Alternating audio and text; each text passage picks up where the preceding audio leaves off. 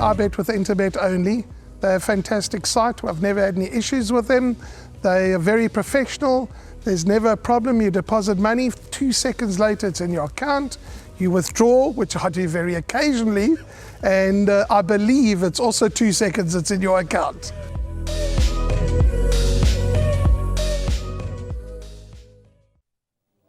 The penultimate race on the card is race number 7, the Greyville Convention Centre Pinnacle Stakes. It's for 3-year-olds over the 7 furlong trip, and 5 to 4, 15.55 is the off time.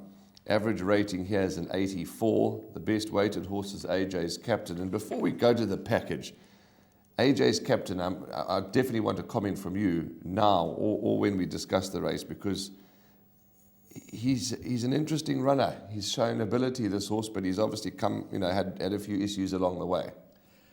Yeah, those issues, I know that he's been a bit of a nightmare for the Bardenhorst Kennedy stable, because he's got so much talent as AJ's Captain.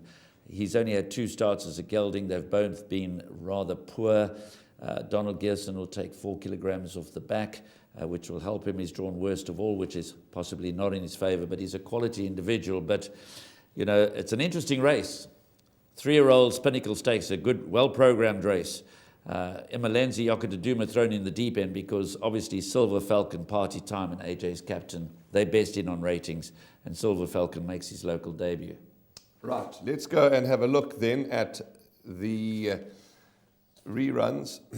Excuse me, Love on Time is one of them, Silver Falcon is another, and there was interviews done with Peter Muscat, Craig Udy and Alison Wright. We need all the help we can get.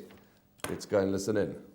Outside of runners, towards the inside of that one is Lord Wiley. It's still Love on Time as they come to the 200-metre marker. Down the inside, Preemptive Strike's trying to make a race of it. Down the inside is Lord Wiley. It's still Love on Time. Down the inside, Lord Wiley as they come down to the line, and Preemptive Strike, it's close. Preemptive Strike or Love on Time, and then Lord Wiley. Towards the final 300, Safe Return still finds in front. Zappatillis now pours on the pressure in the centre. Chip of Fortune is towards their outside. They followed by Xavion, who's trying to get into it. It's Zappatillis hanging tough. Chip of Fortune, Xavion over the top, up the outside, is coming on well. Chip of Fortune just in front though. Chip of Fortune stays on to win. Zappatillis behind that. They were followed by Xavion. Yes, he's a very nice horse. Certainly going to be more effective over a trip. But he did win his maiden over the 1400 very well. He steps up, but he does have quite a big weight advantage with numerous runners in the race, and if he brings his work and what he's shown, his potential that he's shown to date, he will be competitive. Royal Monarch up until now has looked like a sort of poly specialist, but a little bit disappointing last run, so we thought, well, let's come back to the grass and see how he goes. Been working very well, so expecting a good run from him. Party Time, probably our best runner on the day. Looks like the right race for him. Had 2 runs under the belt, coming along the right way. Loves Greyville, love the distance, and he's a big runner there. Beyond the Boundaries in a competitive field. His preparation has gone well this time. Last time out we were a bit hindered by the rain, but he's fit and well, and expect him to be running on. Number 3, Blue Sails, is scratched, so at the time of recording 8 runners. Listening to those comments and watching those reruns, especially as we were chatting off air with Silver Falcon, you know, some good runners in that race. It's actually quite exciting. This is going to be a thrilling race.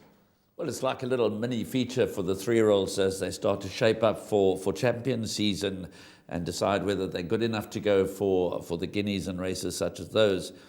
I was impressed with the positivity coming out of Peter Muscat's stable, because Imalenzi Yokadaduma is completely unexposed. He's got a big reputation. He won his first start as a gelding. He won it well, beating Little of Note, admittedly, and albeit that is receiving weight, it's a big step up for Imalenzi Yokadaduma, but clearly he's a quality individual, and clearly they have high hopes for him, and clearly they think he can be competitive in classic races in the forthcoming champion season. So you've got to throw him in, purely on the basis that he could be anything as a gelding. He won his first start as a gelding very impressively, as I said, beating Little of Note. But for the rest, you've got to be encouraged by what Craig Udy had to say about Party Time. He's the son of Vercingetorix, who sired the Derby winner last week. He's obviously in there, Silver Falcon. And I'm not going to ignore AJ's captain. So 4 horses for me in all exotics. Emalenzi, Yokaduduma, Silver Falcon, Party Time, and AJ's captain. AJ's captain is still the best rated. And if you add the 4-kilogram apprentice claim, he goes even further clear in the race rating column, although I am concerned with these last 2 runs. But for me, it's Silver Falcon and Party Time, backed up by Emalenzi, Yokaduduma, and AJ's captain. Lovely race. It is certainly a lovely race, Graham. Just quickly before we wrap up, comments on 2 runners. Yes, those are your numbers, 6, 7, 4, 9. But what do you make of Beyond the Boundary, and what do you make of Love on Time? Beyond the Boundary, as is the case with Emalenzi Yokaduduma, owned by the Hollywood Syndicate, as with Emalenzi Yokaduduma, completely unexposed. But I think Emalenzi Yokaduduma more impressive for me up to now. So I think it's quite a tough task for Beyond the Boundary to win it. I'm keen to see how he runs because this is a very good test for him. And Love on Time, I think, is out of his depth. Okay, lovely. That's the 7th race, the penultimate race on the card, beautifully assessed by Graham. It is going to be, well, we can't predict how it's going to, if it's going to be a tight finish or not, but it could well be a tight finish. But whatever happens, it's a lovely race to watch and to invest in. My name's Danny Diliberto, founder of Ladles of Love. It was founded back in 2014. Communities we work with are all over the peninsula, and we're working with 138 beneficiaries now. We've grown exponentially.